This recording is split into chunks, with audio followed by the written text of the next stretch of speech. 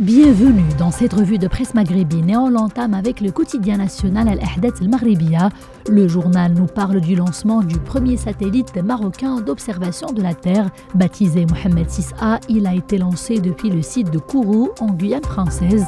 Une importante délégation marocaine était sur place pour assister à la cérémonie de lancement de ce nouveau dispositif.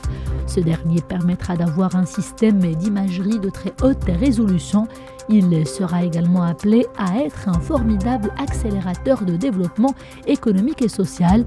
Ce satellite aura également pour mission de servir au développement des activités cartographiques et cadastrales, à l'aménagement du territoire et au suivi des activités agricoles. Al-Ahdath Al-Maghribiya précise également que le satellite Mohamed VIa sera suivi par un lancement similaire l'année prochaine.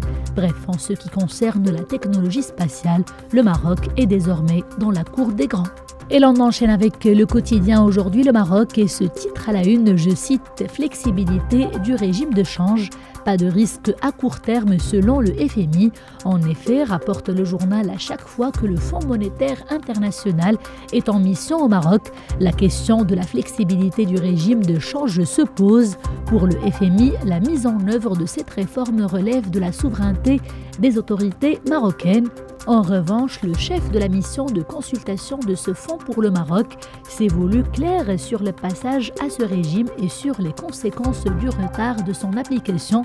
Toujours selon le chef de la mission, il n'existe pas de risque à court terme. D'après son analyse, dit-il, le niveau du dirham n'est pas éloigné de son équilibre.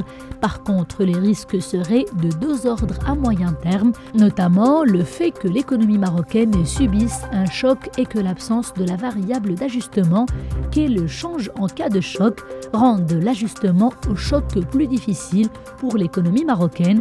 Les détails sont à lire sur la page 4 du quotidien Aujourd'hui le Maroc. Il y a 30 ans, Zine Abidine Ben Ali promettait le changement pour la Tunisie. Gros titre sur les colonnes du quotidien tunisien Business News. En effet, rappelle le journal, un certain 7 novembre 1987, toute la Tunisie fut prise de court par la nouvelle. Zine Abidine Ben Ali prenait le pouvoir, mettant ainsi à l'écart le mythe Habib Bourguiba, un changement qui s'imposait ou un coup d'État enveloppé. En tout cas, ce qui était certain, c'est que la déclaration du 7 novembre répondait à l'époque aux attentes et aux aspirations du peuple tunisien, mais explique Business News, au contraire, on assistait à l'époque à une déferlante d'enthousiasme, tant l'espoir était grand et les promesses stimulantes. Les Tunisiens croyaient en effet au changement, toute tendance et tout courant idéologique confondu. C'est que ces promesses n'étaient autres que des revendications réclamées par les formations politiques et les opposants prônant l'instauration d'un processus démocratique, ainsi que les défenseurs des droits de l'homme. Or, à part les quelques premières années ayant suivi ce coup, l'euphorie commençait à s'estomper peu à peu, cédant la place au doute. Au final, cela a auguré un véritable établissement d'un régime dictatorial pur et dur, résume le journal. Et l'on termine avec cet article sur les colonnes du quotidien algérien Liberté Algérie. Le journal revient sur cette belle initiative visant à sensibiliser au gaspillage de l'eau.